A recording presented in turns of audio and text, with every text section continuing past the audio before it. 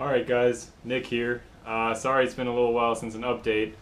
I did kind of screw up my sequence of doing videos. I meant to do more of a step-by-step, but I got carried away and the track showed up, I built the thing. So today I kind of want to talk about, first of all, what I've got, and then second, the things I would have done differently. And there's a lot of things I would have done differently. I bet a lot of you guys that have actually built a layout before, if you've actually watched these other things, you probably thought to yourself, oh, look at that stupid thing he's doing there, and yeah, I did some stupid things. That's okay. I think I'm at a place I can enjoy it where I'm at now and I can move forward. So, let's cut to the chase. I'll show you what I got. Alright, first and foremost, obviously the locomotive. It's an Intermountain AC 440 SW, something like that.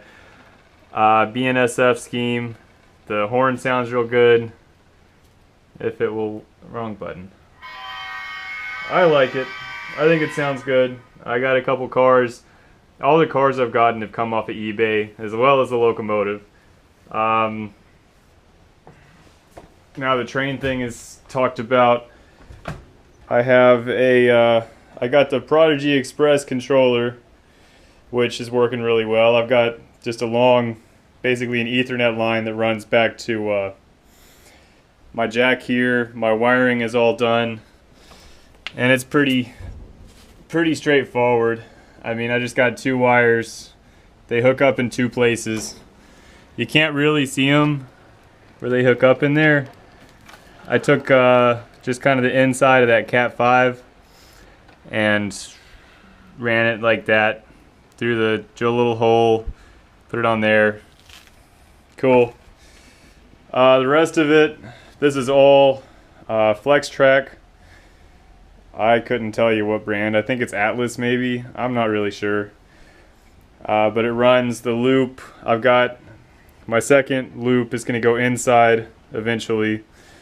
But for now I didn't have enough track. So that's all laid out with the cork road bed. That's kind of my layout right now. The kiddies are enjoying it, and sometime I'll put up some video of them doing what they do. Alright, now, like I said earlier, there's a couple things I would have done differently when I did this. First off, I got my order all backwards. The first thing you need to do, you got to make the bench first, obviously. But after the bench, the very next step has to be laying your track and putting your track where it's going to go. Otherwise, your curves are not going to work right. Your scenery is going to be off just a little bit. You got to put the track down first. That's just the long and short of it. I got a little impatient and I made my mountain. That's, it all works fine, but it would have been just a little bit smoother if I did the mountain after I did the track. Also with the sawdust, that was really irritating when I was putting down track. Other things, that's probably the biggest thing. I used hot glue with the road bed, which was good. Joining the Flextrack, at first I had no clue what I was doing, so I soldered a joint, and the soldered joint kind of turned out poorly. But I watched somebody else on YouTube, and I don't remember who, otherwise I credit him.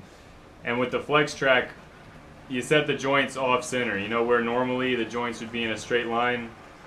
That inside rail you can really move pretty freely, so I would move that one back by probably 10 or 12 ties, that ballpark, so that here's your stiff joint, and then back here is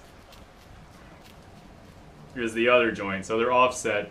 When you do that, I really don't feel like you need the solder, and everything kind of keeps lined up correctly a little better. So I was having problems with derailments because my track would kind of come in and out.